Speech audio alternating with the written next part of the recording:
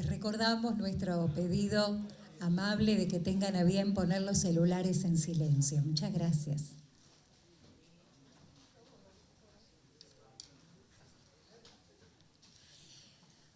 Señoras y señores, muy buenas tardes. Les damos la más cordial bienvenida a este Salón Manuel Belgrano del edificio Alfredo Palacios, anexo de la Cámara Alta, donde convocados por la Secretaría Parlamentaria, la Dirección General de Programas de Investigación y Capacitación y la Dirección General de Comisiones del Senado Nacional, participaremos de los talleres de práctica parlamentaria 2018, el rol institucional del Senado de la Nación, mecanismos para su fortalecimiento, charla que hoy estará a cargo del doctor Pablo Luis Manili.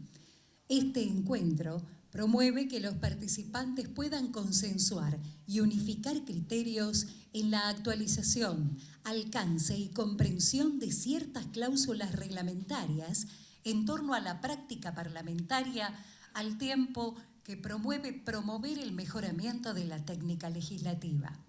Les recordamos que estos talleres se realizarán una vez por mes y contarán con invitados especiales en cada temática. Conforman el estrado el doctor Juan Pedro Tunesi, secretario parlamentario de la Cámara Alta, el licenciado Mario Dodaro, director general de comisiones del Senado Nacional, y el ingeniero Fernando Bernabé Roca, director general de programas de investigación y capacitación del Honorable Senado de la Nación. También compone este estrado el especialista que disertará en este primer encuentro, el doctor Pablo Luis Manili. Les damos la bienvenida a cada uno de ustedes, miembros de las honorables cámaras de senadores y diputados de la Nación, directores y subdirectores generales, secretarios de comisiones, asesores y colaboradores legislativos. Nuestra bienvenida también a autoridades y alumnos de casas de altos estudios de todo el país y miembros de la prensa. Para darles la bienvenida, la palabra del secretario parlamentario del Senado Nacional, doctor Juan Pedro Tunesi. Doctor. Bueno, muy buenas tardes, bienvenidos. Muchas gracias a todos, especialmente al director general del área de comisiones, Mario Dodaro, al director general de programas de capacitación, investigación y capacitación del Senado, que nos está ayudando, y por supuesto a este prestigioso constitucionalista y amigo Pablo Manili, que nos va a dar hoy una charla, reinaugurando un poco el proceso de los talleres que habíamos llevado adelante durante el año pasado y que queremos darle continuidad. Las disculpas por la demora en recomenzar este año, porque estamos ya entrado el mes de junio. Debiéramos haber empezado antes, pero bueno, distintas circunstancias impidieron que así lo hiciéramos.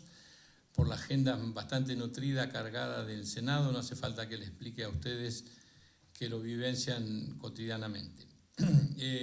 Quiero decirles que estamos llevando adelante un programa de coordinación y asistencia técnica parlamentaria con el BID, que está en marcha la primera etapa de ese programa, que en nuestra área, la Secretaría Parlamentaria, ha inscrito allí dos componentes de cooperación técnica con el BID, entre otros el Sistema de Trámite Parlamentario, el STP, como lo conocen aquí, para mejorar todo el proceso, la trazabilidad del trámite, la accesibilidad, la compatibilidad con el tema de acceso a la ley de información pública y adecuar todo este proceso a los mayores estándares de transparencia y de accesibilidad que debe tener todo proceso de la importancia, de la relevancia constitucional que tiene este trámite, este proceso.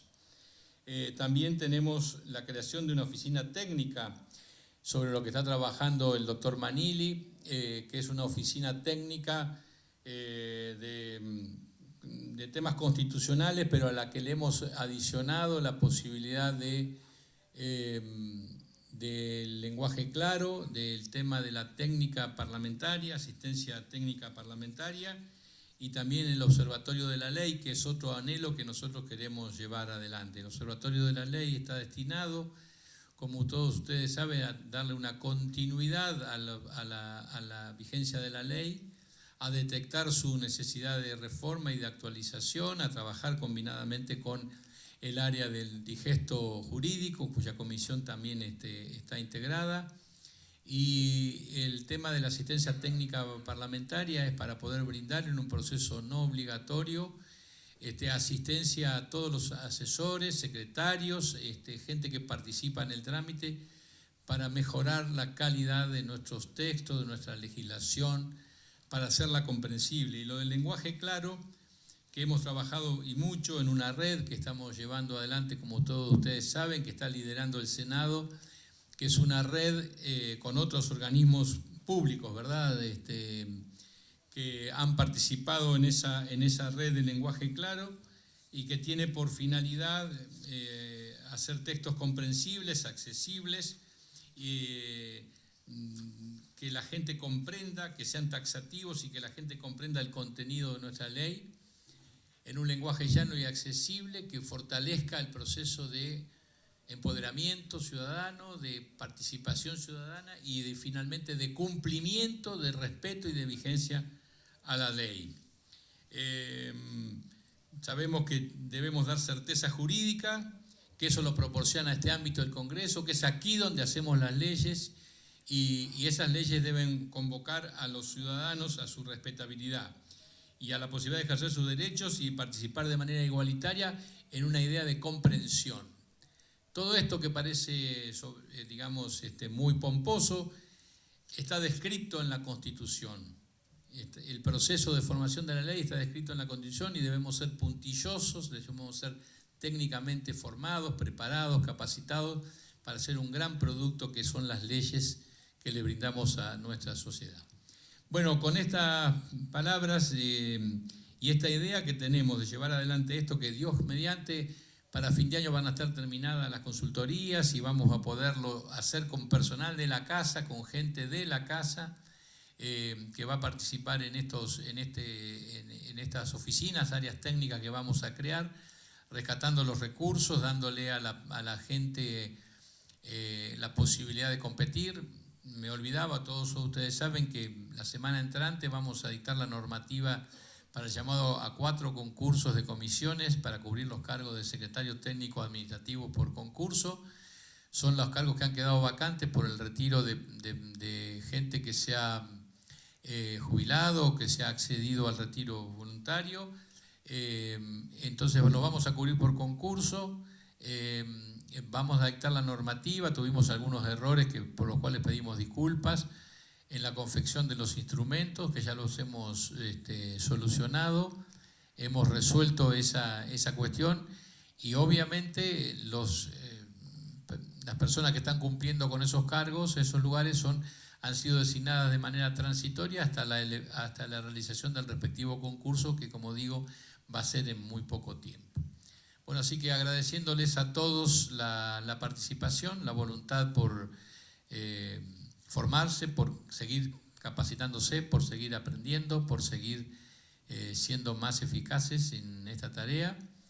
Les doy la bienvenida y les agradezco. Así que ahora vamos a escuchar, lo van a presentar seguramente, no sé, a los demás expositores. Claro. Muchas gracias. Muchas gracias, doctor Tunesi. En esta primera jornada del ciclo 2018 hace uso de la palabra el ingeniero Fernando Bernabé Roca, director general de Programas de Investigación y Capacitación del Honorable Senado Nacional. Buenas tardes, gracias por la invitación, por hacernos sentir parte de este proceso. Bienvenido, doctor Manili. Es muy importante darle continuidad a los procesos. Yo me voy a tomar solo muy pocos minutos. Lo primero que pedí en octubre del 2016, cuando me encargaron esta responsabilidad de estar a cargo de una flamante dirección general, una responsabilidad importante porque esta gestión por primera vez le dio una entidad propia a la capacitación y la investigación, la jerarquizó al máximo. Es una dirección que depende directamente de la presidencia del Senado, pero lo más importante es que ordenó el área y determinó 3 direcciones de capacitación técnico-profesional, parlamentaria y programa de investigación. Una de las primeras tareas que llevé a cabo, lo primero que hice cuando conocí al doctor Tunesi, inmediatamente me encargó un par de temas, entre ellos el de lenguaje claro, y también a los primeros días lo conocí a Mario Dodaro y le pedí por favor una reunión con ustedes, creo que se acuerdan, porque rápidamente intuí que el puesto de ustedes es un puesto clave, es neurálgico la responsabilidad que tienen ustedes, el doble o triple rol que tienen, la pertenencia a la estructura administrativa, la relación con el senador que preside la comisión, es bastante difícil su rol. Desde nuestro lugar lo que podíamos hacer era concebir a nuestra dirección como una dirección de servicio hacia la organización, de primero preguntar cómo podíamos ayudar, cuál era la demanda. En particular a lo que se refiere el doctor Tunesi con el lenguaje claro, los pongo al tanto, es un proceso que arrancó en octubre, que está subiéndose a una tendencia y a una corriente que lleva varios años a nivel internacional, en particular la escuela sueca. Tiene que ver en principio con el derecho a acceder del ciudadano, pero también, escarbando un poquito más, es la obligación que tenemos nosotros como funcionarios de hacernos entender. En ese marco hemos generado y estamos formando parte, y me animo a decir que liderando, una red que hoy tiene organismos de los 3 poderes del Estado y que antes de constituirse formalmente ha definido un comité de lenguaje, un comité técnico de lenguaje claro, en el cual estamos avanzando con un sitio web que ya vamos a presentar, en qué es el lenguaje claro y cuáles son las herramientas y las experiencias que hay para poder avanzar. Esto formó parte de un trabajo con el Ministerio de Justicia, con el programa Justo Vos.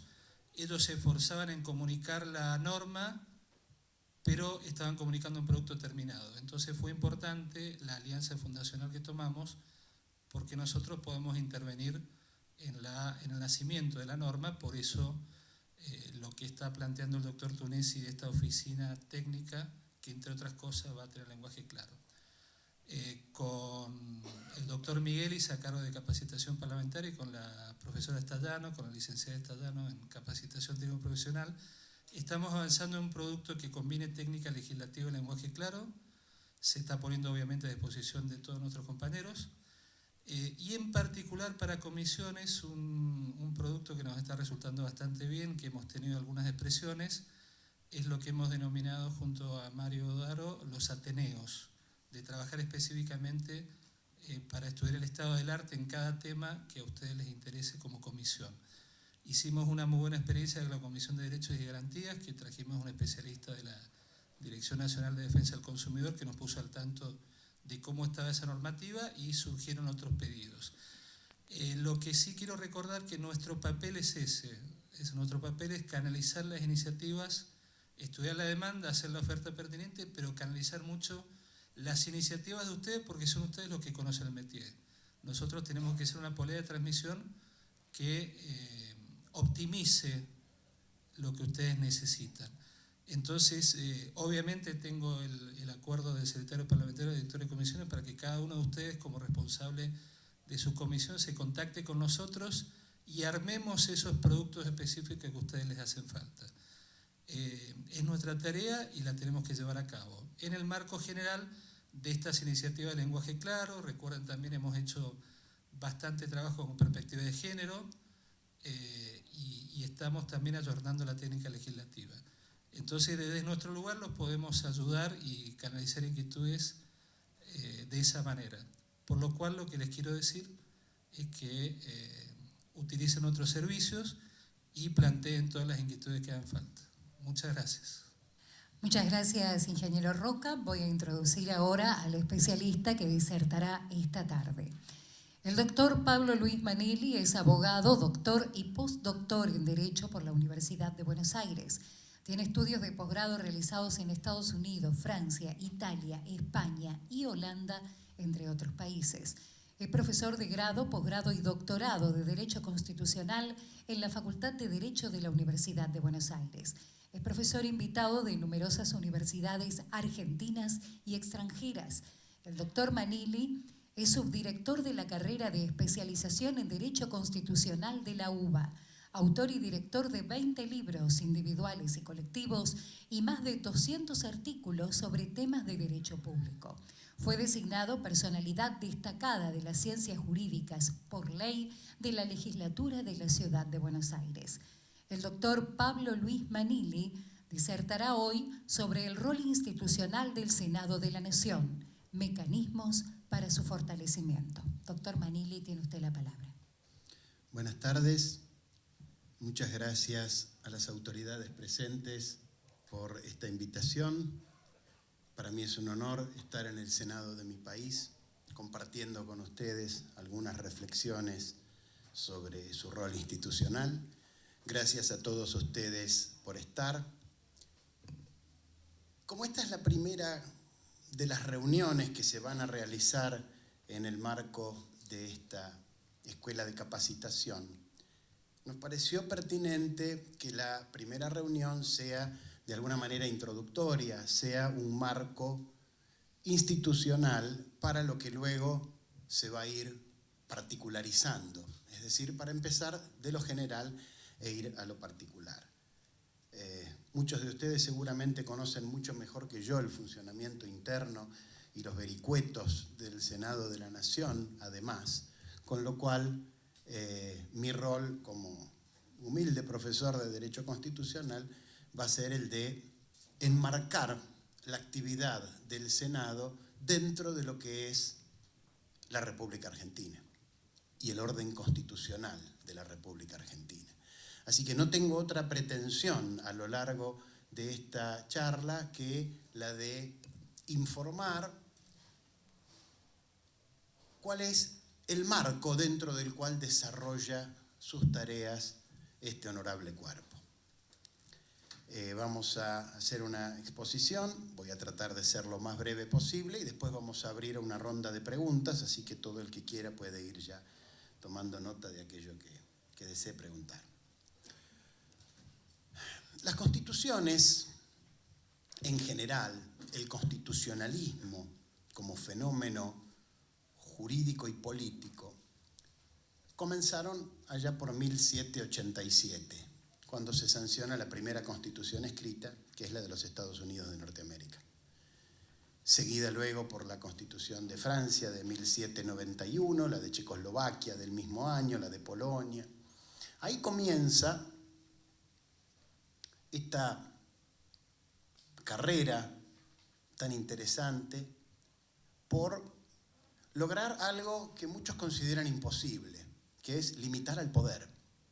En definitiva, todo el constitucionalismo es un intento de dominar, detener, moderar al poder.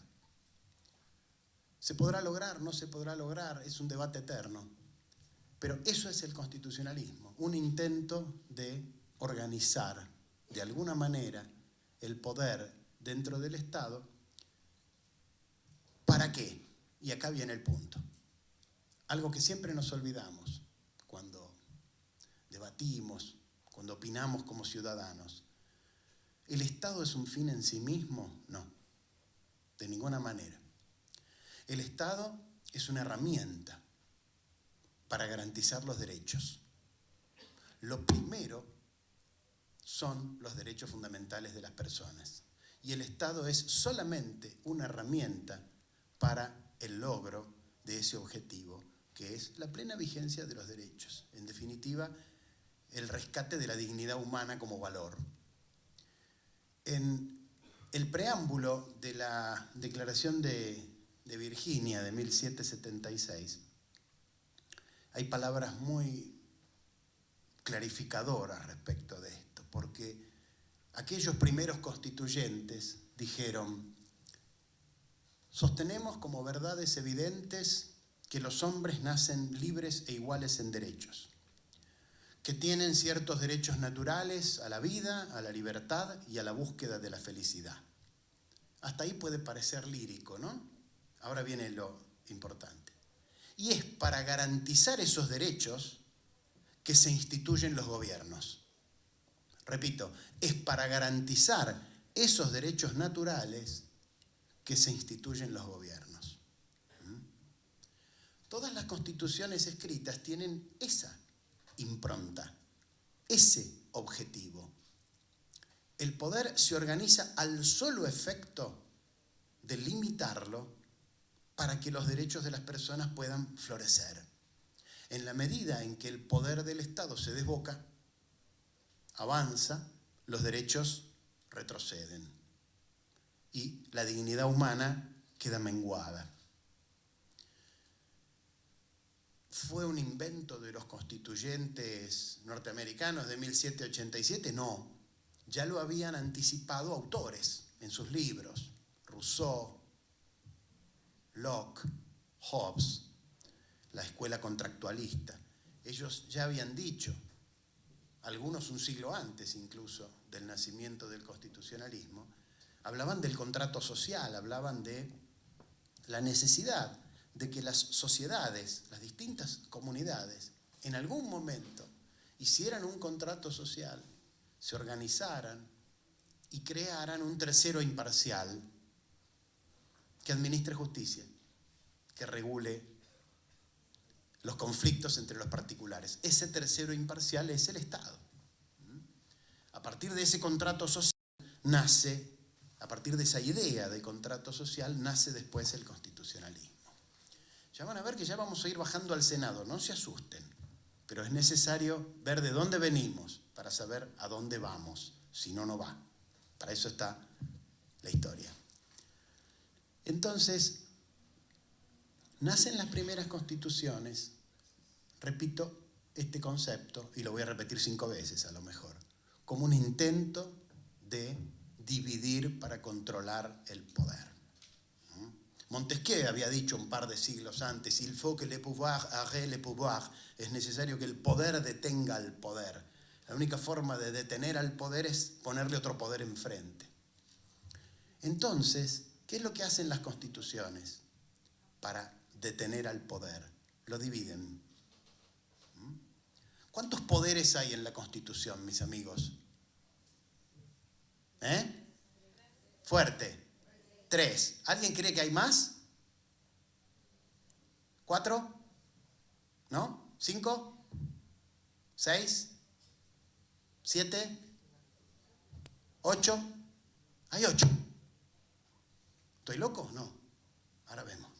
Hay 8. ¿Por qué? Porque las constituciones dividen el poder de 3 formas distintas. Vamos a ver las 3.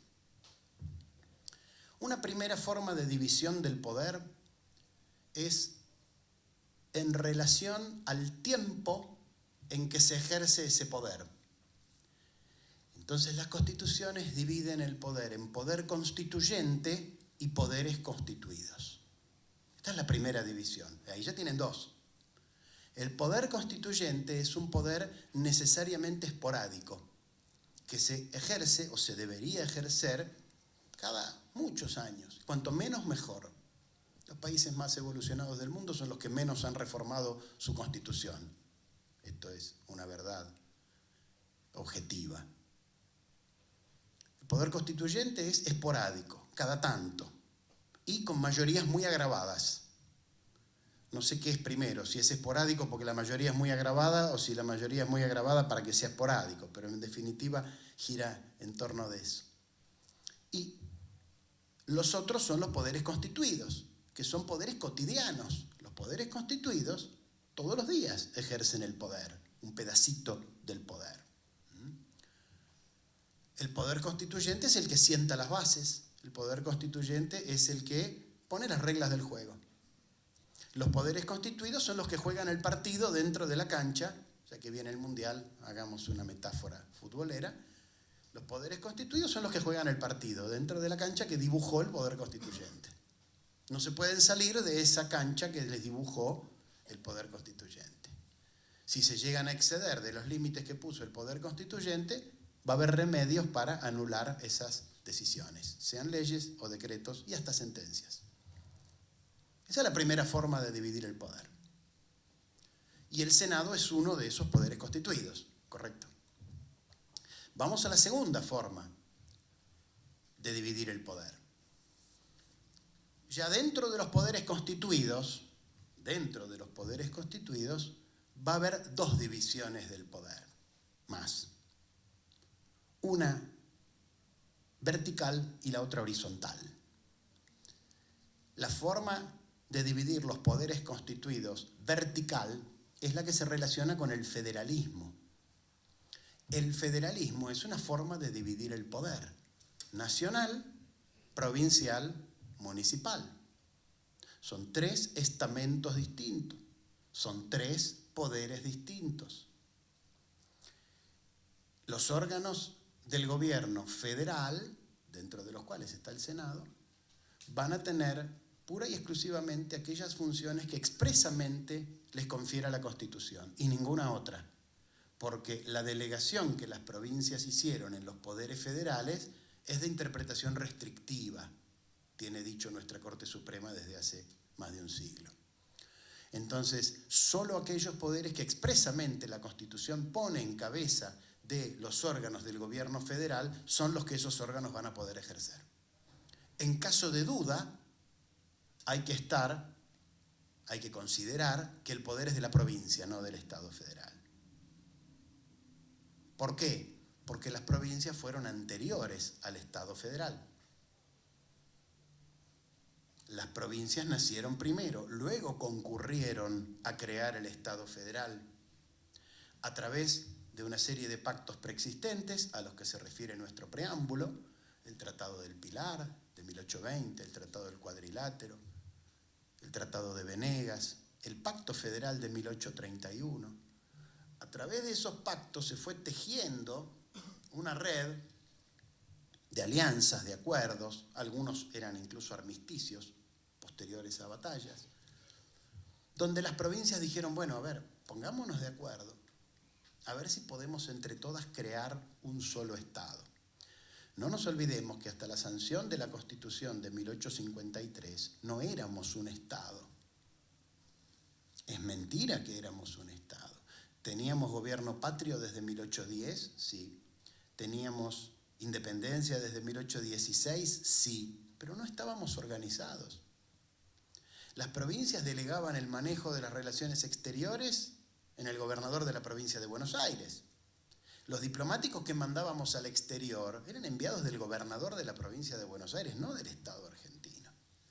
Si tuviéramos que definir lo que había hasta 1853, creo que anarquía es la palabra que mejor le cabe. Mezclada con algunas dictaduras, esas anarquías, ¿no? Muchas veces los extremos se unen.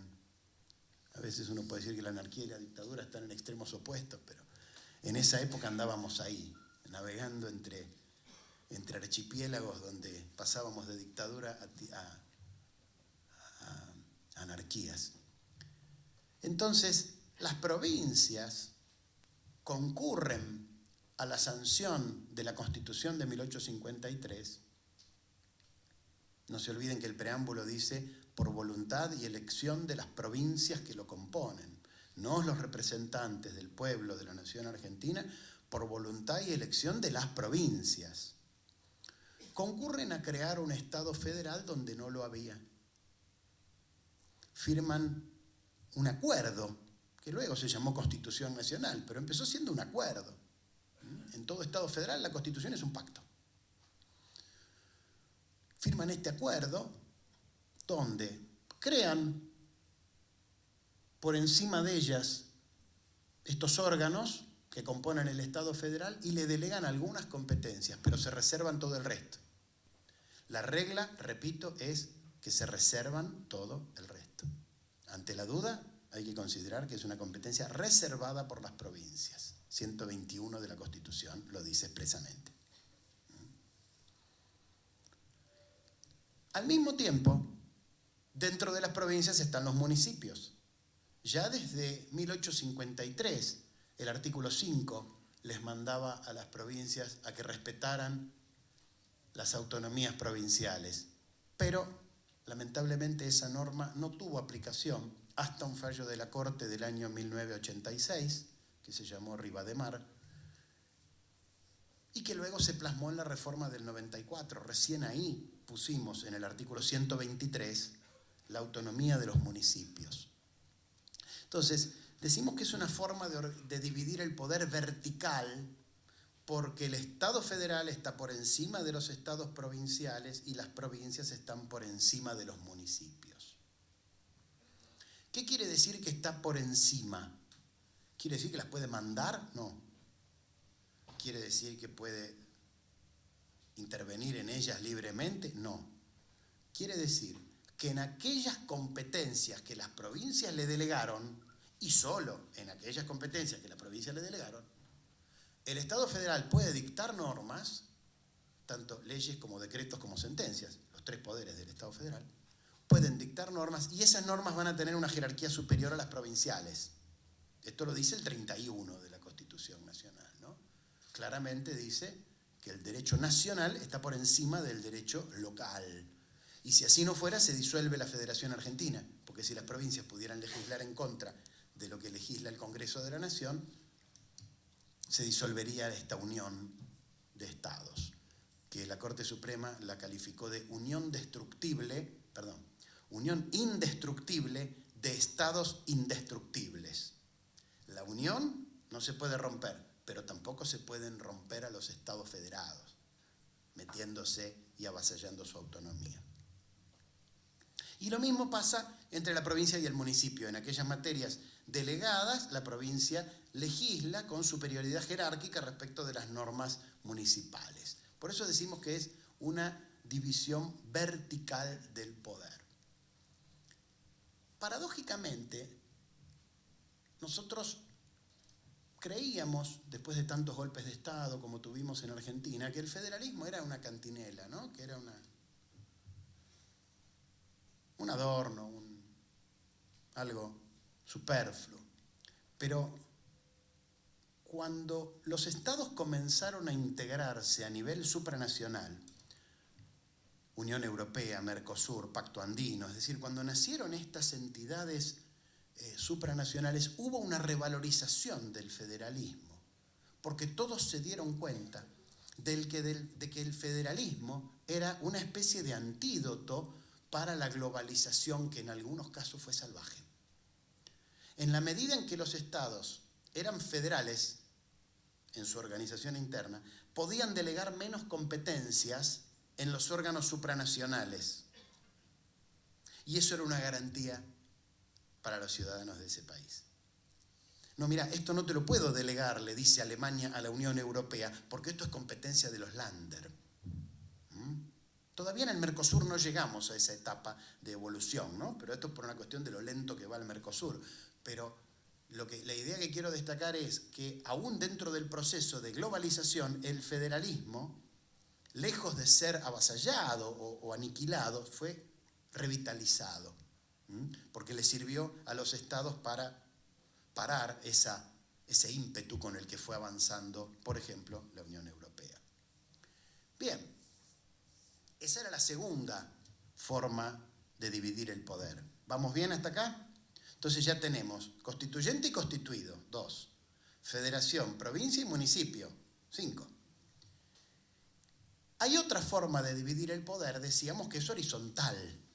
Ya no es por territorio ni por jerarquías como la que describimos recién, sino que es por funciones: legislativo, ejecutivo, judicial. Esa es otra forma de dividir el poder. Y en Argentina tenemos a la criolla un cuarto poder, que es el Ministerio Público.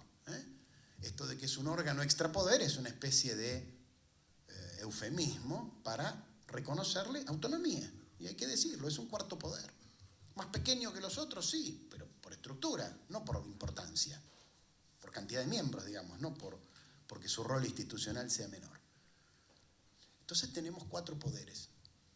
Uno para hacer las leyes, otro para administrar, otro para juzgar y otro para acusar o defender al Estado. Ahí hay otra división del poder. A su vez, dentro del poder legislativo tenemos dos cámaras, ya lo saben, con distinta filosofía. Y acá me voy a detener un poco. Ya vamos entrando cada vez más en el tema del rol institucional del Senado, pero sin esta introducción que hice no podíamos llegar a este punto, ¿verdad? Si conjugamos nosotros el sistema federal de Estado que adoptó el constituyente argentino, en el artículo 1, la nación argentina adopta la forma representativa republicana y federal. Si conjugamos el sistema federal de Estado con el sistema republicano de gobierno, que es el que ordena la división de poderes entre ejecutivo, legislativo y judicial, como mínimo, puede haber otros, nosotros tenemos otro, pero en la doctrina tradicional, el sistema republicano dice división en 3 poderes. ¿Puede haber más? Mejor. En algunos países el defensor del pueblo es un 4º poder, los órganos de control son un 5º poder. Hay distintos moldes en esto, no todo es blanco y negro, ¿verdad? 3 como mínimo habría que decir. Incluso, entre paréntesis, cuando Montesquieu diseñó la teoría de la división de poderes eran 2, era ejecutivo y legislativo. Con eso ya alcanzaba para él. El poder judicial era simplemente un servicio de justicia que estaba dentro del ejecutivo y que solo se dedicaba a resolver litigios entre particulares. Después evolucionó el poder judicial a ser un poder del Estado cuando adquirió el control de constitucionalidad. Pero no importa. Digresión, vuelvo al hilo.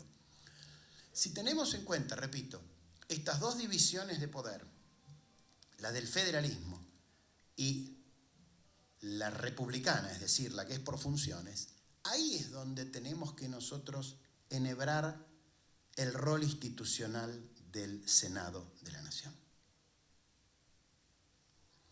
El Senado de la Nación cumple un rol primordial para el logro de estas 2 formas de división del poder, la del federalismo y la del sistema republicano. Una es una forma de Estado, porque se materializa en el territorio, y otra es una forma de gobierno, porque es cómo conducir al Estado. El Senado ahí, yo les podría hasta decir, y esto no lo digo por demagogia porque estoy en esta sala, que tiene un rol mucho más importante que el de la Cámara de Diputados, en cuanto al logro de esos 2 objetivos, federalismo y republicanismo. ¿Por qué? Vamos despacito. Ustedes saben que cuando se dictó la Constitución Nacional en 1853, no existían los partidos políticos. No existían. Había facciones, unitarios y federales. ¿Cuál es la diferencia entre un partido político y una facción? Es muy sencilla. El partido político tiene un cuerpo orgánico, tiene ideología, genera dirigentes y participa en las elecciones, dicho muy básicamente. Las facciones son simplemente agrupamientos en derredor de algún líder con bastante poco contenido ideológico y generalmente compitiendo con las otras, con las armas, no con la herramienta pacífica de la elección, ¿no? Lo que teníamos hasta 1853 era unitarios y federales, y se mataban. Entonces, cuando el constituyente diseña el Senado, pone una norma muy sabia que hoy lleva el número 44 de la Constitución. Y dice, lo voy a leer para ser textual, un Congreso compuesto de 2 cámaras, una de diputados de la Nación y otra de senadores de las provincias, será investido del poder legislativo de la Nación. Fíjese la terminología que usa. Diputados, ¿de quién son? De la Nación. Senadores, ¿de quién son? De las provincias. Cuando el constituyente ideó el Senado, que eran 2 senadores, no 3, ¿no? El tercero lo pusimos en el año 94, 2 por la mayoría, 1 por la minoría.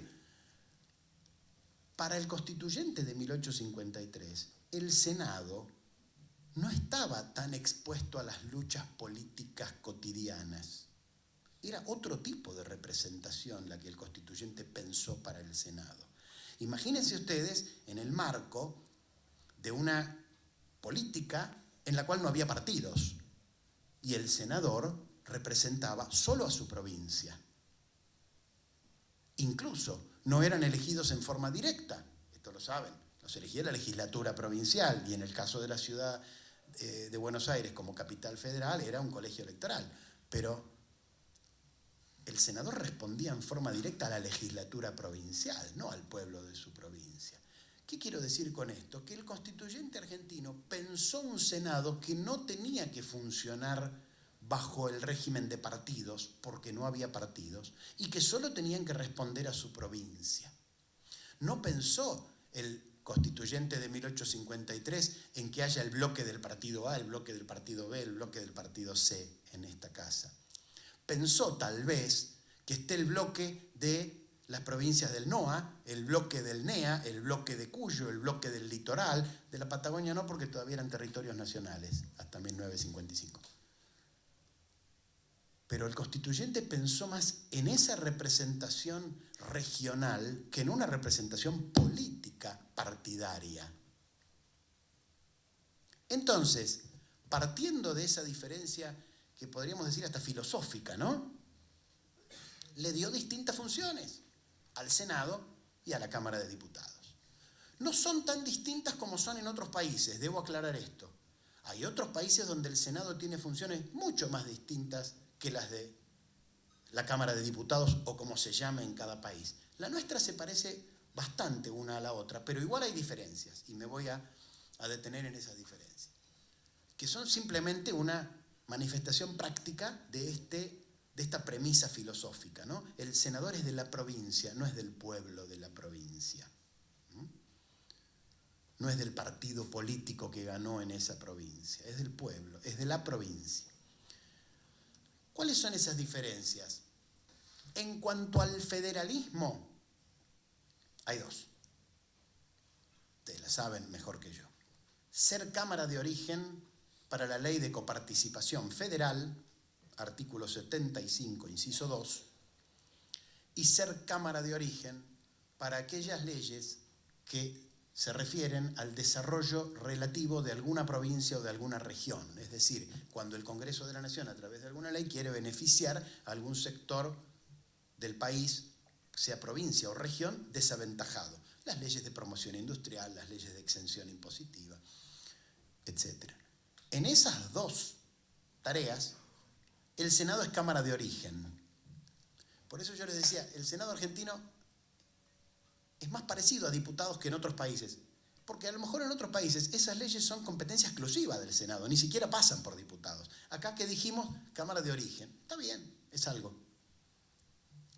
Porque la idea central es que esas dos leyes son las que pueden alterar el equilibrio del federalismo argentino. Con una ley de coparticipación federal que beneficie a unos y no a otros, cambiamos todo el mapa político, económico y social del país. Y con una ley del desarrollo relativo de alguna provincia o región, también cambiamos el mapa político, económico y social del país. Entonces el constituyente se cuidó de que esas leyes tengan origen en el Senado de la Nación. Dicho sea de paso, hace exactamente 30 años que no tenemos una ley de coparticipación federal, lo cual es un disparate. La última ley fue durante el gobierno del doctor Alfonsín en 1988. Hace 30 años que todos los gobiernos que pasaron reparten el dinero que se recauda por impuestos de manera totalmente discrecional, asignándolo políticamente, beneficiando a amigos, perjudicando a enemigos o comprando voluntades a través de mayor o menor punto porcentual, ¿no?, en la coparticipación federal. Esto como país debería avergonzarnos. 30 años sin ley de coparticipación federal. El constituyente del 94 se tomó un trabajo enorme de redactar mejor el 75 inciso 2, pero fue una especie de boomerang, porque redactó una norma tan buena, tan buena, que no la podemos cumplir. Porque la ley de coparticipación tiene que estar precedida de acuerdos entre nación y provincia. Debe ser equitativa, esto, el otro, tantos requisitos excelentes, no lo estoy criticando, que se hizo muy difícil de cumplir en la práctica. Y hoy el dinero se reparte de una manera absolutamente discrecional. El Estado Nacional se queda más del 75% y solo el 25% se lo da a las provincias, y muchas veces con un simple decreto suben o bajan la coparticipación de una provincia en el Tesoro Nacional, ¿no?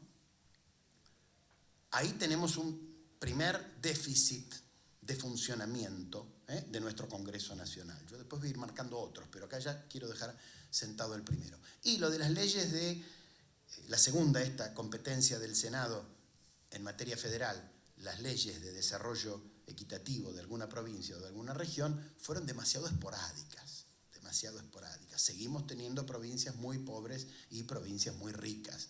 Si uno compara el ingreso per cápita de Ciudad Autónoma de Buenos Aires y de Santiago del Estero, es 20-1.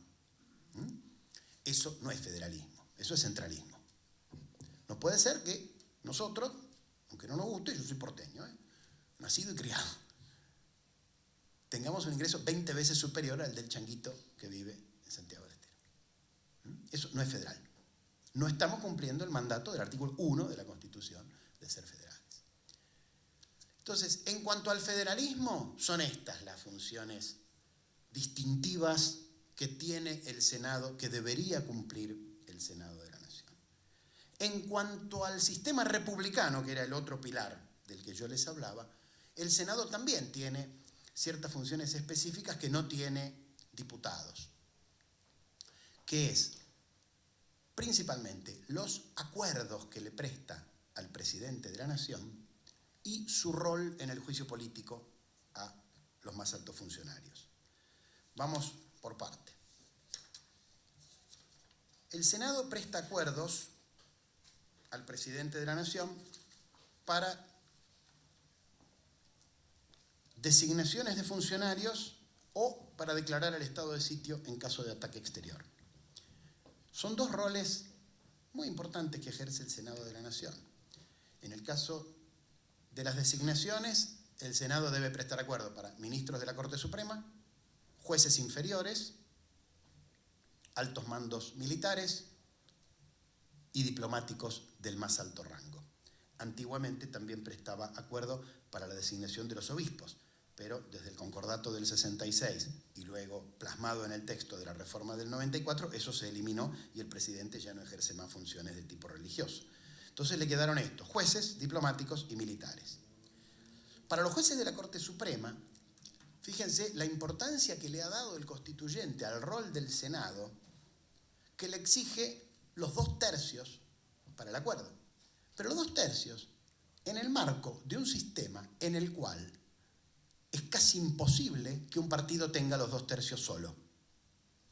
Porque como se eligen 2 por mayoría y 1 por minoría, un partido tendría que ganar absolutamente en todas las provincias para quedarse con 2/3. Pero encima, como los senadores no se eligen simultáneamente, sino, ustedes lo saben mejor que yo, 8 provincias cada 2 años, el mismo partido tendría que ganar en todas las provincias durante 3 elecciones seguidas, cosa que con la volatilidad de la política argentina es bastante difícil. Entonces, el sistema está creado a propósito para que ningún partido tenga los 2/3 y para que cuando un presidente quiere nombrar un juez de la Corte, necesite los 2/3. Después hay leyes que también agregaron el tema de los 2/3 para otros cargos, ¿no? Como el Procurador General de la Nación, pero eso es por ley.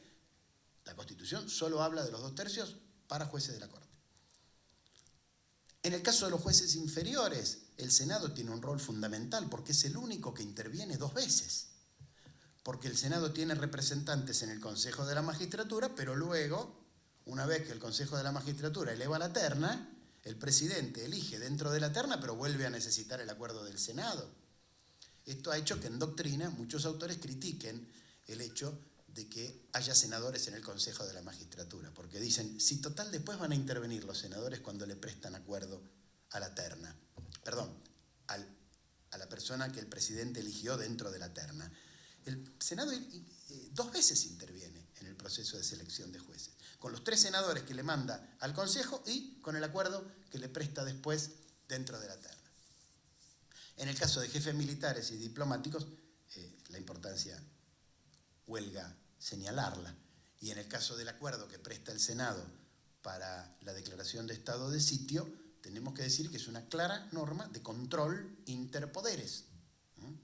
Ustedes saben que el estado de sitio, que lamentablemente en Argentina hemos vivido décadas y décadas en estado de sitio, a veces durante gobiernos de facto y a veces durante gobiernos democráticos, se puede declarar por dos motivos: conmoción interior o ataque exterior.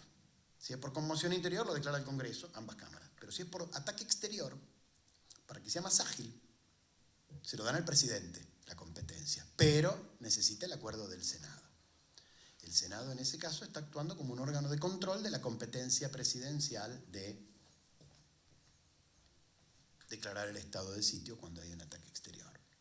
Entonces, fíjense ustedes cómo en ambas formas de dividir el poder, federalismo y republicanismo, el Senado tiene un rol primordial. El Senado fue pensado para ser la gran caja de resonancia del federalismo argentino, la garantía del federalismo argentino. Porque en el Senado, no lo tengo que decir acá, todas las provincias están representadas por igual, las ricas y las pobres, las grandes y las pequeñas, las más pobladas y las menos pobladas. Un senador de la provincia de Buenos Aires equivale a no sé cuántos millones de habitantes. Un senador de Tierra del Fuego equivale a 1.000, 2.000, 3.000 habitantes. No tengo el número, pero la proporción es de 10.000 a 1. Y eso es lo que quiso el constituyente y está bien, porque es la única forma de mantener el equilibrio entre los entes federados. Y si no mantenemos el equilibrio entre los entes federados, que se llaman provincias, se rompe el federalismo, se rompe el equilibrio. El federalismo está pensado como una permanente tensión entre provincias y entre provincias y nación, horizontal y vertical. Una tensión. En esa tensión está el equilibrio, en esa lucha. Y viene una provincia y pide más plata, y viene otra y también pide más plata. Y ahí está el equilibrio. Por eso la Constitución le da al Senado esta competencia que decíamos: coparticipación federal y desarrollo de regiones. ¿Vamos bien hasta acá? Entonces, el rol del Senado es primordial tanto en el logro de un federalismo vigoroso como de un sistema republicano fuerte.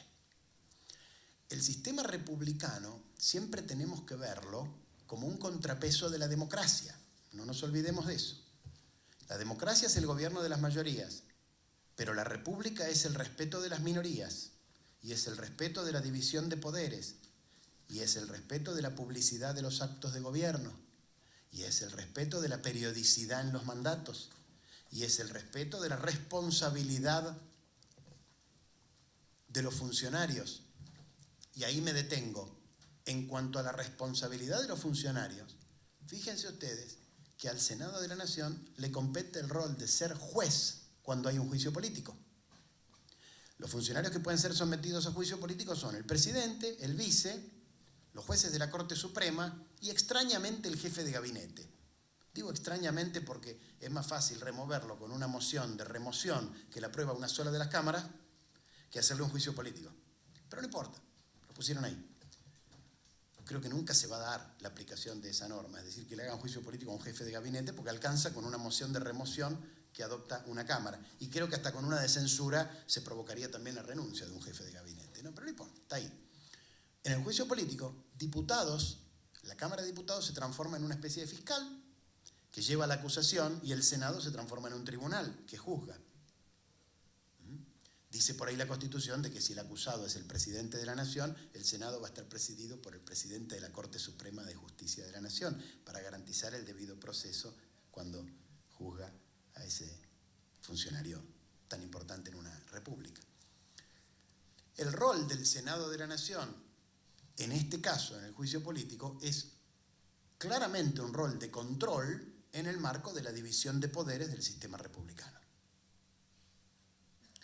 Entonces, acá más o menos tenemos el marco dentro del cual se mueve el Senado de la Nación.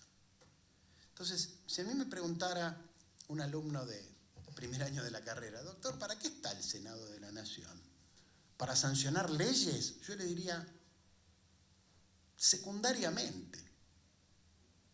El rol del Senado de sancionar las leyes, llamémosle de derecho común, el Código Penal, el Código Civil, las leyes que aplicamos todos los días. Yo creo que es un rol secundario del Senado de la Nación. El primer rol que tiene el Senado de la Nación es garantizar el federalismo. Y el segundo rol que tiene es controlar al Poder Ejecutivo. Y al Poder Judicial también, porque a través del juicio político se puede remover, controlar a los demás poderes. Por supuesto que tiene todas las mismas funciones que la Cámara de Diputados, porque el artículo 75, que tiene 32 incisos, en cada uno de los cuales se detallan distintas competencias del Congreso, aplica a las dos cámaras. No estoy negando en absoluto la competencia legislativa ordinaria del Senado de la Nación. Pero el rol institucional es más el otro que este. Nos guste o no nos guste. Fue lo que pensó el constituyente. Después nacieron los partidos políticos en 1880, el PAN, 1890, la UCR, y así sucesivamente. Pero esos partidos políticos lo único que hicieron fue de alguna manera tergiversar la idea del constituyente de que el senador sea de la provincia y no del partido político. Los partidos políticos, con todo lo bueno que son, y yo soy un gran defensor de los partidos políticos y creo que cuanto mejores y más fuertes partidos políticos tengamos, mejor democracia y mejor república vamos a tener, pero desde un punto de vista histórico, el nacimiento de los partidos políticos de alguna manera perjudicó el funcionamiento del Senado de la Nación, porque las alineaciones, ya lo saben ustedes, son por partido y no por región ni por provincia. ¿Cuáles son, hecho este cuadro ya, ¿no? ¿Cuáles son los déficits institucionales que se pueden encontrar en el Senado de la Nación? O, si se quiere ser más suave, ¿cuáles son los puntos que se podría fortalecer dentro del funcionamiento del Senado? Cuando hablo de fortalecimiento, no hablo de una idea que se le haya ocurrido a un senador, ni a un gobierno, ni al doctor Tunesi. Hablo de una corriente mundial. Varios organismos internacionales, voy a mencionar solo un documento, varios organismos internacionales han ideado programas de fortalecimiento de los poderes legislativos de los países. Por ejemplo, la Asamblea General de la OEA, Organización de Estados Americanos, la resolución 1063 del año 90, creó la Unidad para la Promoción de la Democracia, UPD, Unidad para la Promoción de la Democracia. Y tiene como objetivo principal, fíjense, punto 1, el fortalecimiento del poder legislativo. Punto 2, el proceso de descentralización administrativa y de gobierno local. ¿Qué es eso? Federalismo. O sea, lo dice la OEA. Hay toda una corriente en los distintos organismos internacionales, lo mismo pasa en la Unión Europea, por la cual se intenta desde el derecho internacional, desde los organismos internacionales, fortalecer a los poderes legislativos de los distintos países. No es que sea solamente en Argentina necesario fortalecer el poder legislativo. Está claro, en todos los países es necesario fortalecer el poder legislativo para tener mayor calidad de democracia. Ya logramos la democracia en América a fines del siglo pasado, ahora estamos en la etapa de mejorarla, fortalecerla. Y en eso el rol de la Cámara de Diputados, del Congreso de la Nación y especialmente de la Cámara de Senadores es un rol fundamental. ¿Qué problemas hay? No los detecto yo, esto lo dice la ciencia política actual, contemporánea, lo dicen distintos autores. Hay dos tipos de problemas. Unos, llamémosle congénitos, porque ya están en las normas constitucionales, ya vienen. Otros son de la práctica. Vamos primero a los congénitos. Básicamente el primer problema congénito que tienen los poderes legislativos en los distintos países, lo voy a decir así en general para que nadie se sienta afectado, es el uso de atribuciones legislativas por parte del Poder Ejecutivo. Es decir, la invasión del Congreso por parte del presidente, para decirlo con palabras más concretas. A través de 3 mecanismos, ahora sí hablo de Argentina. En Argentina tenemos 3 mecanismos a través de los cuales el Ejecutivo puede inmiscuirse en la órbita del Legislativo. Los decretos de necesidad y urgencia, los decretos de delegación legislativa, que ahí fue el Congreso el que le prestó la función, pero a veces el presidente también la utiliza en exceso, y los decretos de promulgación parcial de leyes. Son 3 atribuciones legislativas que utilizan los presidentes. Lo de la promulgación parcial no es muy común en otros países, pero los 2 primeros son tan comunes como acá, ¿verdad? El DNU y la delegación son tan comunes como en Argentina. Estas normas constitucionales que permiten expresamente el uso de estas herramientas han sido poco a poco desvirtuadas, acomodadas, forzadas para que cada vez el presidente pueda legislar más a través de decretos sin que las cosas pasen por el Congreso. Ese es uno de los problemas congénitos. Después de los problemas de la práctica, hay 2 o 3 también que señala la ciencia política contemporánea. Uno es la democracia delegativa. En la mayoría de los países latinoamericanos pasa que cuando un gobierno tiene mayoría en ambas cámaras, la opinión pública termina diciendo que el Congreso es una escribanía. Ustedes habrán escuchado esta frase, a mí realmente me parece bastante desagradable, pero el título dentro de la teoría general del Estado es democracia delegativa, ¿no? Esto de la escribanía a mí siempre me fastidió bastante. La democracia delegativa, ¿qué significa? Sería el opuesto de la democracia participativa. Sería la gente que en vez de participar deja que sean sus representantes los que lleven adelante la cuestión. Y los representantes, ¿qué hacen? Y adhieren al líder de turno cuando ese líder tiene mayoría en las 2 cámaras. No hace falta que lo diga, en Argentina lo hemos vivido cantidad de veces. La democracia delegativa afecta la calidad de la democracia porque se cierra el debate. Sencillamente se levanta la mano y se vota. Entonces, ese es uno de los problemas que tenemos que solucionar. El segundo de los problemas, así de la práctica, que estábamos diciendo, es lo que se ha llamado, también en doctrina, la desconstitucionalización. Es decir, quitarle valor a la Constitución. Interpretar a la Constitución como una herramienta que cuando me sirve la uso y cuando no me sirve la dejo de lado o la fuerzo. En esto los argentinos tuvimos una experiencia tristemente célebre, tristemente constante, tristemente repetida, que es la de las emergencias. Emergencia locativa, emergencia ocupacional, emergencia habitacional, emergencia económica, emergencia financiera. Y en cada emergencia se iba erosionando un poco más el derecho de propiedad, el derecho de comercio, el derecho de industria, el derecho a la intimidad. Acuérdense que lo que dijimos al principio de todo es para garantizar los derechos que se instituyen los gobiernos. Pero cuando viene la emergencia, ¿qué es lo que hace el gobierno? Avasalla los derechos para tratar de salir de la emergencia. Un colega constitucionalista decía un poco irónicamente, algún día van a tener que decretar la emergencia, además de la ocupacional, de la habitacional, de la financiera, la emergencia etílica, dice este colega. Porque hasta tuvimos un presidente que estando alcoholizado declaró la guerra al Reino Unido, ¿no es cierto? Pero bueno, vivimos de emergencia en emergencia y todo eso hace que la Constitución se vaya erosionando, desgastando, desdibujando. A ese proceso se le llama proceso de desconstitucionalización. Y el tercero de la práctica, y con esto termino con el diagnóstico de los problemas y voy a las vías posibles de solución, que con eso voy a terminar mi charla.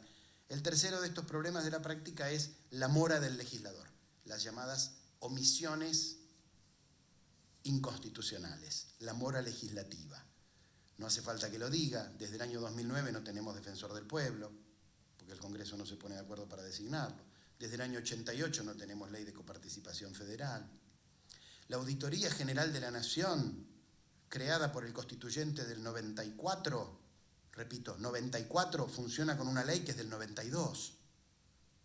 La ley de administración financiera, ustedes la conocen, previa a la reforma del 94. No se cambió la ley cuando el órgano fue elevado a jerarquía constitucional y debería haber sido cambiada. Es decir, cantidad de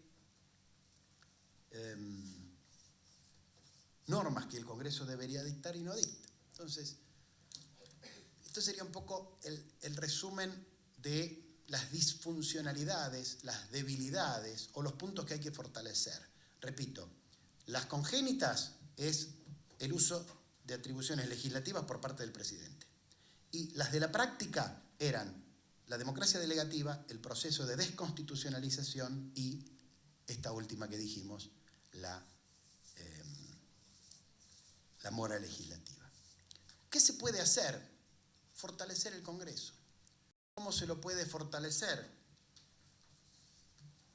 Con mayor capacitación de su personal y de sus integrantes políticos, que es lo que estamos haciendo acá.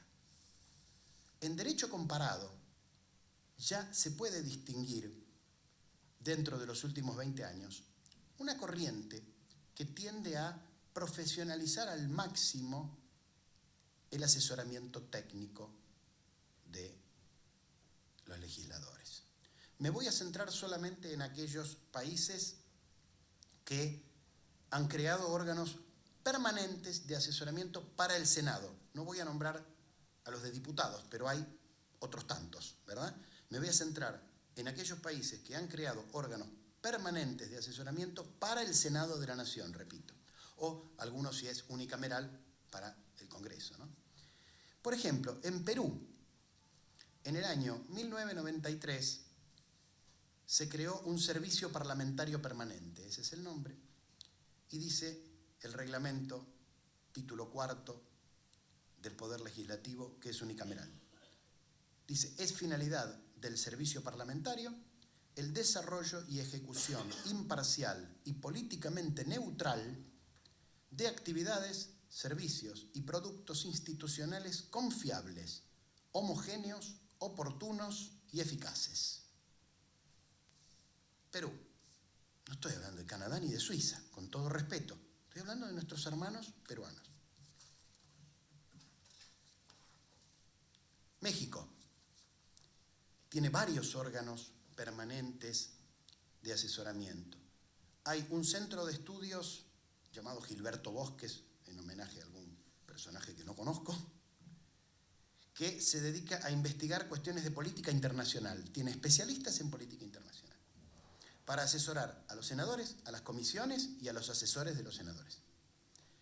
Segundo, tiene un centro de capacitación y formación permanente, el que estamos acá, paralelo al nuestro sería, homólogo al nuestro. Tercero, tiene un instituto de investigaciones legislativas. En ese instituto de investigaciones legislativas, cuyo estatuto está sancionado en una ley, se le confiere competencia para elaborar investigaciones, estudios y análisis relacionados con las facultades y competencias de la Cámara, establecer vínculos institucionales para acceder a fuentes especializadas de información y proporcionar de manera oportuna información de apoyo a la labor legislativa del Senado. 3 órganos, además de una Contraloría interna, ¿no? Pero me quiero centrar en esos 3 porque son los más de contenido, los otros son más de contralor. 3 órganos tiene el Senado mexicano de carácter permanente para ayudar a los senadores, a las comisiones, a los asesores de comisiones y a los asesores de senadores. En Ecuador, la Constitución del 2008 crea un sistema unicameral, hay una ley orgánica de funcionamiento de la Asamblea Nacional, que es del año 2009, y ahí se crea una unidad técnica legislativa, una escuela legislativa y una unidad de relaciones internacionales. 3 órganos de asesoramiento permanente. Unidad de técnica legislativa, esto que hablábamos un poco hace un rato, la escuela legislativa y la unidad de relaciones internacionales. No quiero cansarlos. Colombia, en el año 2007, creó también un sistema de información parlamentaria y, acá viene la más interesante, una unidad coordinadora de asistencia técnica legislativa, dando como cierto y dando por sentado que cada senador tiene su equipo de trabajo y que cada comisión a su vez tiene su equipo de trabajo, sin desvirtuar la tarea de esos equipos de trabajo, sin sustituir la tarea de esos asesores e integrantes de comisiones, directores, subdirectores y lo que fuera. Lo que se creó en Colombia fue una unidad coordinadora de asistencia técnica a esas personas. para brindar servicios de apoyo jurídico y asesoría técnica a las comisiones constitucionales y bancadas del Congreso. Panamá, para no aburrirlos, tiene algo similar que se llama Departamento de Revisión y de Corrección de Estilo de la Ley. Un departamento para la corrección de estilo. Sale la ley del procedimiento de discusión y pasa a este órgano, Departamento de Revisión y Corrección de Estilo, al solo efecto de revisar la parte lingüística, la parte de estilo de la ley. No se mete ni con el contenido, ni mucho menos con el trasfondo político de la ley, ¿verdad? Sino solamente con eso. En definitiva, para ir cerrando, creo que me excedí del tiempo que me habían dado. Vivimos en una época donde la democracia ya es una adquisición lograda, gracias a Dios. Pero queda la tarea de fortalecer las instituciones democráticas. El Congreso de la Nación es la más democrática de esas instituciones, porque es el más democrático de los tres poderes. El Ejecutivo es una sola persona y el Judicial se supone que no ingresa en la arena política. Con lo cual, el más democrático de los tres poderes es el Congreso. Dentro del Congreso, el Senado de la Nación es la gran caja de resonancia del federalismo y es la que tiene mayores funciones de control dentro de la división de poderes. En ese marco encontramos algunas debilidades y hemos propuesto a través de este repaso del derecho comparado algunos caminos que se podrían intentar, que se podrían recorrer para fortalecer institucionalmente a esta querida casa. Muchas gracias.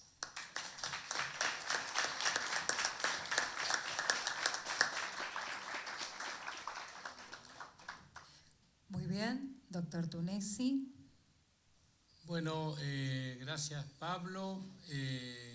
Nos has refrescado conocimiento, hemos aprendido también seguramente cosas que no sabíamos, nos has actualizado, ha sido muy amena y muy didáctica tu intervención, muchas gracias. Así que queda abierta las inquietudes, si alguien quiere formular alguna pregunta, alguna interrogante, con mucho gusto, con toda libertad lo pueden hacer. Si son tan gentiles de levantar la mano, les acercamos un micrófono para que la consulta pueda ser también registrada por la transmisión de Senado Argentina.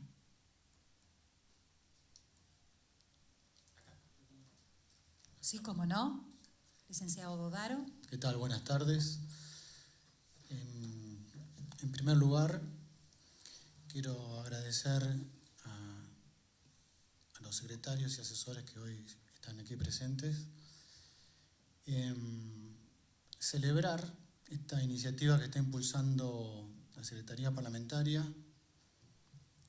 Adhiero con toda sinceridad a este proyecto, creo en él, es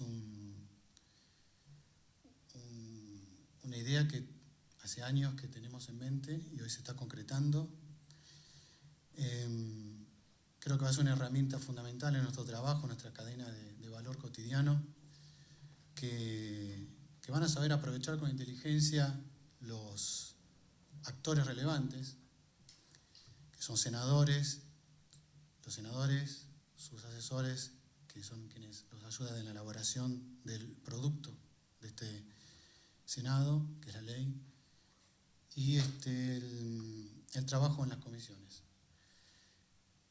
Yo que hace unos 30 años que trabajo aquí en el Senado, como asesor, como empleado de comisiones, de varias de ellas, y como secretario, le hubiese dado una bienvenida especial a una iniciativa de este tipo, que va a ayudar en esta cadena dentro de nuestro trabajo, y creo que va a ser a partir de ahora un complemento importantísimo y fuerte. Así que conté con esta dirección como aliados en esa tarea. Y quería hacer una pregunta que tal vez no quiero meterte en un lío ahora porque no era el tema del día, pero no creo que lo haya soslayado a propósito, sino creo que quizás hay restricciones temporales, pero hay una figura, vos hablaste de valores, de valoraciones en distintos estamentos, Yo querría saber si vos tenés una opinión personal, Pablo, y respecto a la figura del vicepresidente de la Nación, que es nuestro presidente. Dada la historia de nuestro país, no quiero que no pretendo que nos hagas una clase de esto, pero si tenés alguna valoración especial en este set de ideas que nos trajiste el día de hoy. Yo tengo dos autores favoritos que son los que más leo, ¿no? Uno es Germán Vidar Campos, que fue mi maestro, casi contemporáneo, falleció en el 2004. Y el otro, curiosamente, es Joaquín B. González. Joaquín B. González escribió un manual en 1897 donde está todo lo que uno quiera encontrar ahí está. Y es uno de mis autores favoritos. Joaquín B. González le dedicó al vicepresidente de la Nación párrafos que ojalá yo tuviera la memoria de poder citarlos literalmente, como lo dijo. Párrafos de suma alabanza. El vicepresidente fue una figura en la Argentina generalmente vilipendiada por la doctrina. No hablo de las personas que ocuparon el cargo, hablo de la figura institucional. Salvo Joaquín B. González. Y Joaquín B. González dice, la función del vicepresidente de la Nación es una función excelsa porque es el vínculo, es el puente entre el Ejecutivo y el Legislativo. Y tiene la más honrosa de las funciones, decía él, casi literalmente esa frase, que es la de presidir este cuerpo. Después la reforma del 94 le agregó otra figura que cumple también ese rol de puente, que es el jefe de gabinete, que debería venir acá mes por medio, ¿no? Pero es el vicepresidente el que el constituyente originario de 1853 pensó como nexo entre ambos poderes.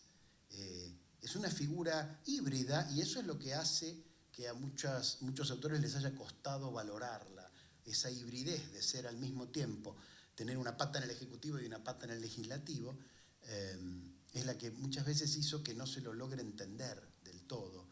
Pero es una figura que a mí me resulta muy simpática. No soy de los que piensan que habría que sacarla, hay propuestas, incluso en la Constituyente del 94 hubo propuestas de la eliminación de la figura del vicepresidente. A mí me atrae, realmente me atrae.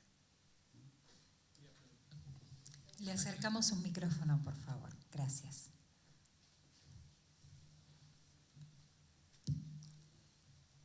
Bueno, agradecer esta oportunidad y esta charla magnífica que, como decía Tunesi, nos ha refrescado conceptos y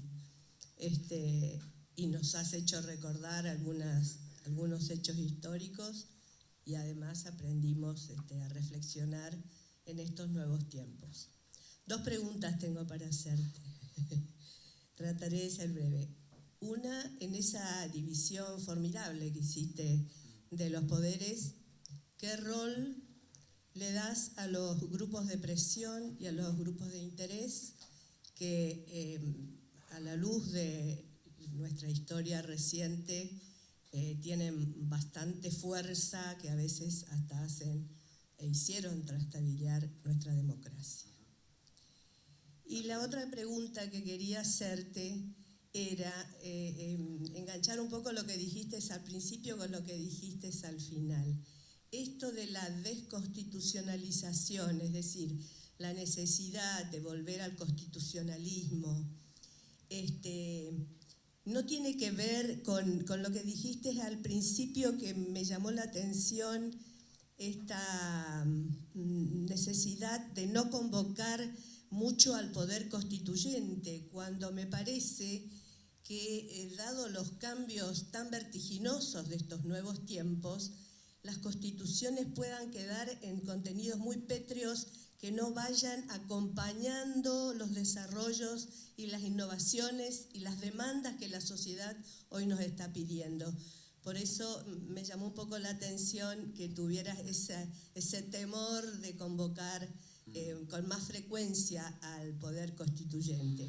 Yo fui legisladora por mi provincia, la provincia del Chaco, y bueno, me animé a hacer uso de lo que la Constitución me decía, de que se podía modificar un artículo de la Constitución provincial Y tuve el acompañamiento de otros legisladores y bueno, fundamentalmente nuestro mayor argumento fue de la necesidad de que la Constitución, pese a que la Constitución de la provincia del Chaco es una Constitución nueva, porque es una provincia nueva, era necesariamente ayornarlo a la realidad y a las demandas del tiempo que nos exigía.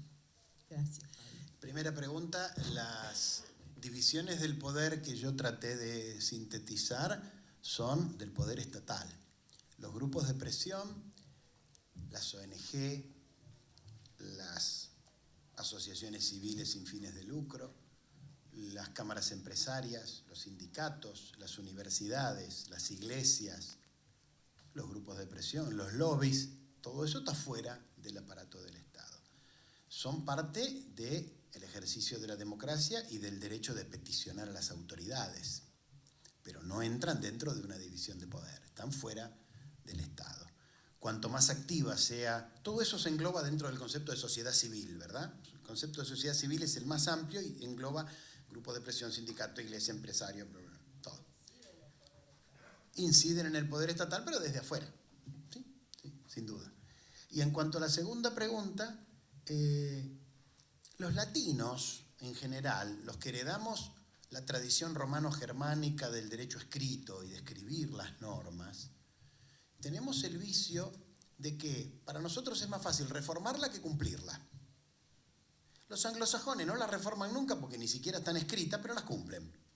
Entonces, el problema que tenemos nosotros en la Argentina cuando hablamos de desconstitucionalización es de no cumplimiento de la Constitución.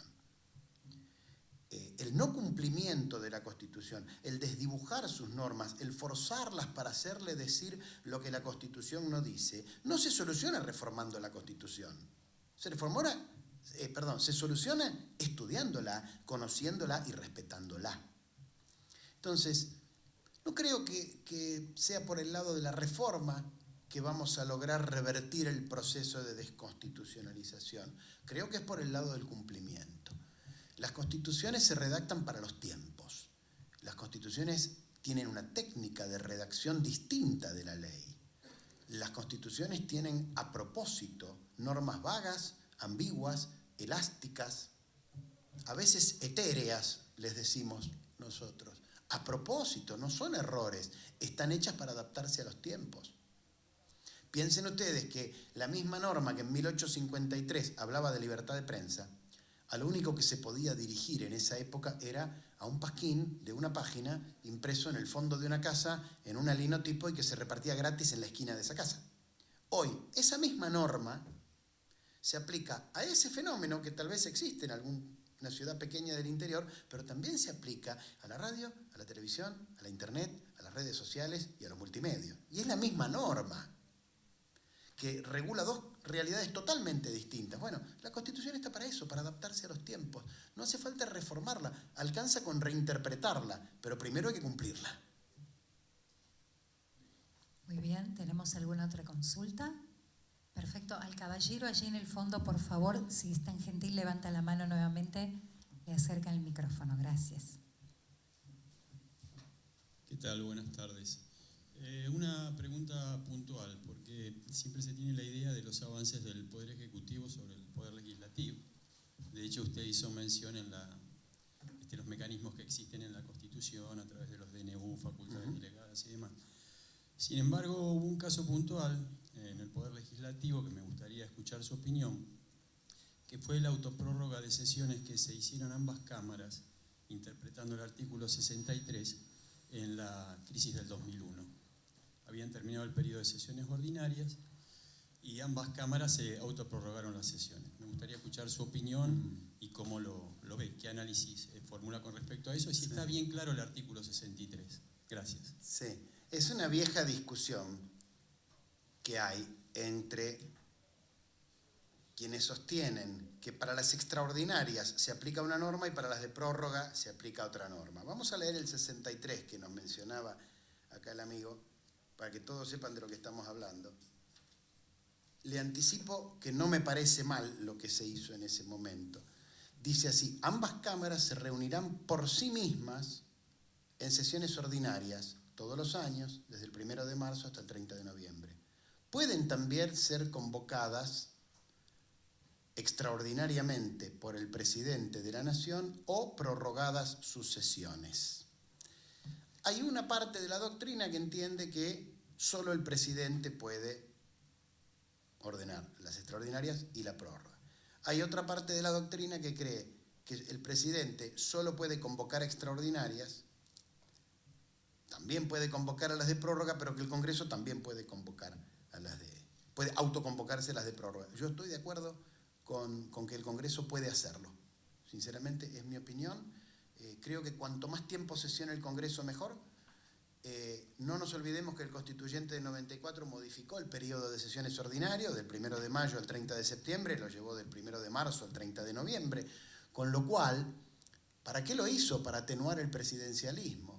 ¿Por qué? Porque durante los meses de receso del Congreso se aumentan las facultades del presidente, puede declarar una intervención federal, un estado de sitio o nombrar funcionarios en receso del Congreso. En la medida que el receso del Congreso dura menos, limitas las facultades presidenciales. Entonces, siendo que uno de los objetivos del Constituyente del 94 fue el de atenuar el presidencialismo, ¿cómo no vamos a estar a favor de la autoconvocatoria a prórroga del Congreso si eso colabora con la atenuación del presidencialismo? Es mi modesta opinión.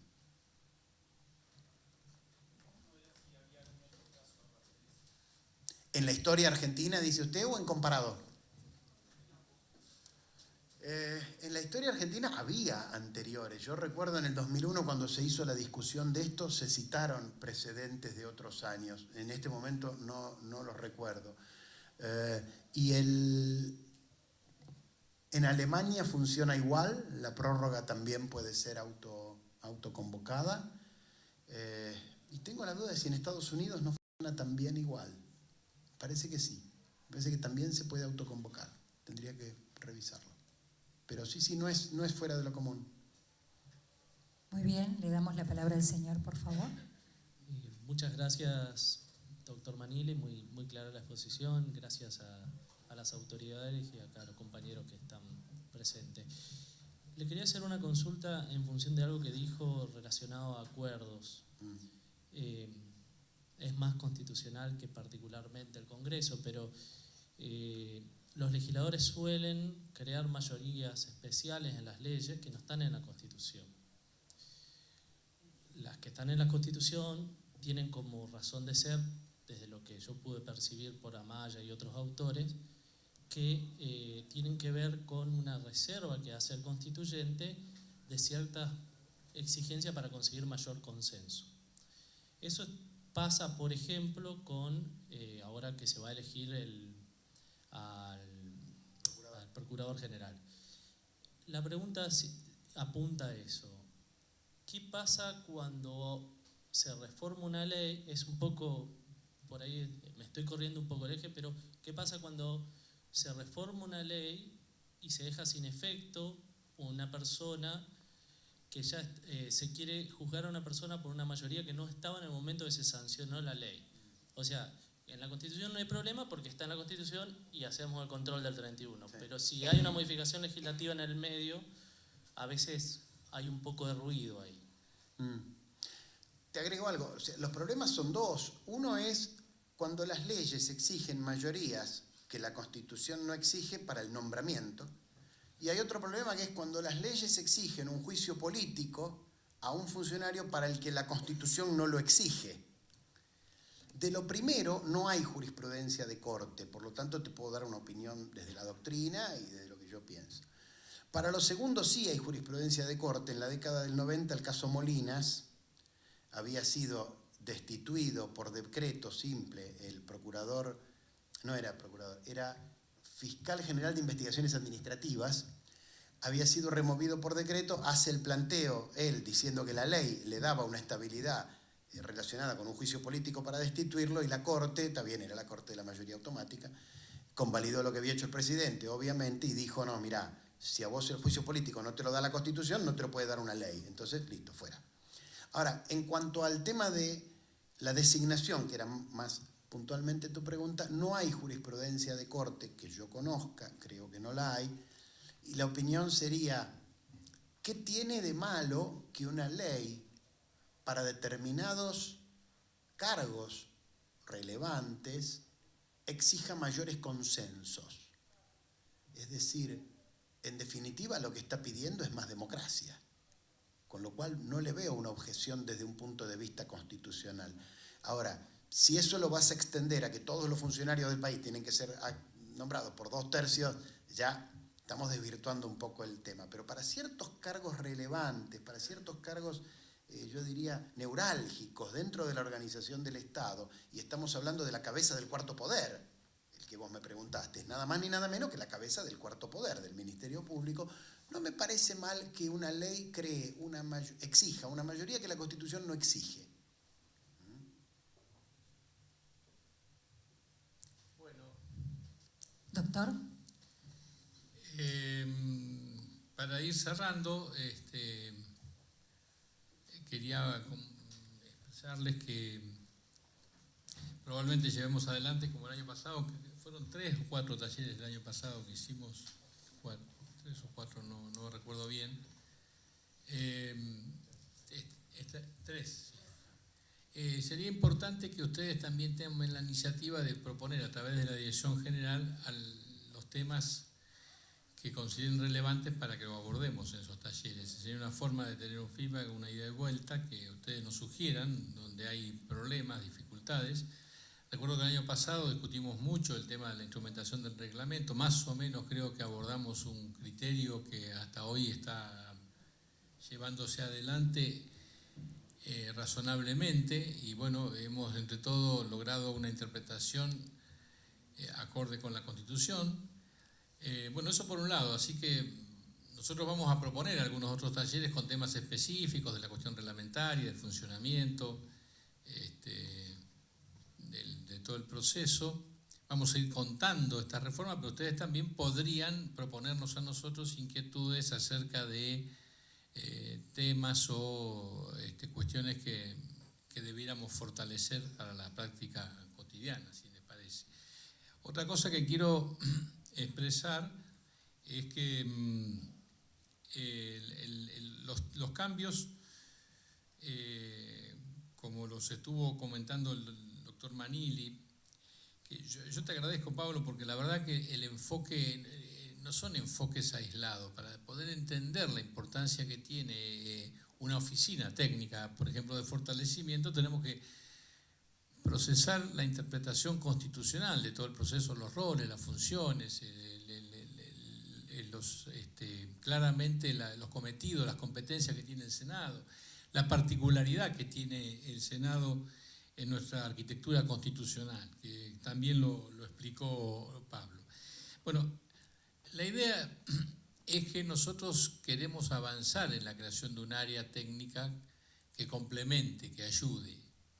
Por supuesto que no es obligatoria, ni pretende serlo, porque, como ya lo hemos explicado varias veces, el proceso, para decirlo de alguna manera, hay cosas en las que podemos avanzar y que podemos mejorar, que son muchas, pero hay cosas que tendrían que cambiar nuestra realidad y nuestras costumbres también que nos superan.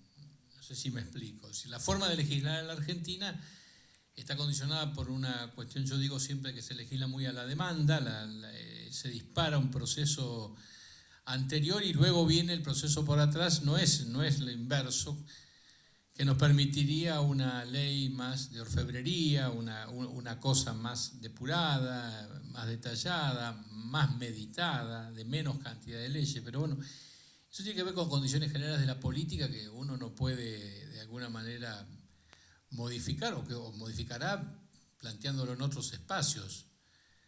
Entonces, la cantidad de leyes, la urgencia de la sanción de las leyes conspira contra esos objetivos. Bueno, eso no sé si podemos cambiar, pero sí podemos lograr formarnos con la idea de recurrir a la asistencia, que no es solo el área de los secretarios, yo lo entiendo, digamos, así como se ha hecho con los temas de género y otros, vamos a tratar de invitar a un asesor por despacho, porque podría ser de cada uno de los despachos, participen en talleres que ayuden a capacitarse para la preparación de los proyectos de ley conforme a estos criterios que estamos hablando de ley clara, de la evaluación constitucional, bueno, y contribuir para que ya el proyecto nazca con mayor calidad, del proyecto que todos ustedes saben que por el número grueso acá tenemos 4.000 y pico, 5.000 proyectos de ley que ingresan por año al Senado, y la verdad que fructifican muy pocos, y muchos de ellos, bueno, la verdad que adolecen de carencias o de enfoques constitucionales, de la competencia de la ley, de la cuestión que podríamos intentar mejorarlo, porque los senadores tienen la idea, pero no necesariamente tienen la técnica, ni están obligados a tener una técnica que se la tenemos que aportar nosotros.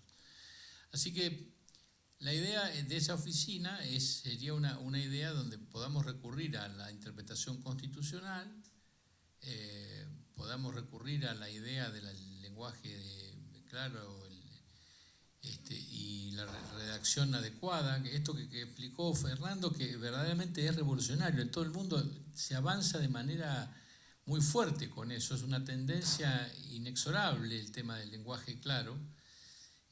Yo lo he podido comprobar, inclusive en las participaciones que hemos tenido en la organización de la mundial, de la parlamentaria mundial que concurrimos, la Unión Interparlamentaria, perdón, la UIP. Allí se nota muchísimo que hay un auge muy grande con este tema del fortalecimiento de los textos, del lenguaje claro, de la accesibilidad, etc. Así que se divide en dos aspectos, según nuestro entender, en lo técnico de la ley, en lo taxativo, en lo específico, y en la comprensión, en el lenguaje que se puede utilizar para hacerlo más comprensible, más accesible. Bueno, y en la técnica legislativa en general, podrá haber una oficina que asista en este proceso, voluntariamente, pero que asista. Esa sería un poco la idea. Esto va a contar con consenso seguramente de los senadores, porque la anterior propuesta del Cuerpo Permanente de Asesores un poco quedó en la idea de que creía que competía con cierta estructura de asesoría y que venía a reemplazar esa cuestión, que ese no ha sido el propósito de la iniciativa, sino que la idea es, como les digo, mejorarlo asistiendo en una tarea que no es política, no es de contenido, sino una tarea técnica. Bueno, en eso estamos, así que espero que contar con ustedes también en este proceso. Esperamos que nos brinden ideas, nos hagan propuestas y nos sugieran temas para el próximo taller, que seguramente va a ser después de las vacaciones de invierno, después del Mundial, en agosto, por allí estaremos reuniéndonos, y en septiembre, octubre haremos otro cierre. Muchísimas gracias a todos por haber venido, muy amables. Con la palabra el doctor Juan Pedro Tunisi, secretario parlamentario de la Cámara Alta. Culmina este primer encuentro de los talleres de prácticas parlamentarias 2018, que hoy abordó el rol institucional del Senado de la Nación, mecanismos para su fortalecimiento, que propiciado por la Secretaría Parlamentaria, la Dirección General de Programas de Investigación y Capacitación y la Dirección General de Comisiones, se desarrolló en este Salón Manuel Belgrano del anexo de la Cámara de Senadores. Les agradecemos a todos su participación, los esperamos en el próximo encuentro y los invitamos a compartir un lunch antes de regresar a sus despachos. Muy buenas tardes.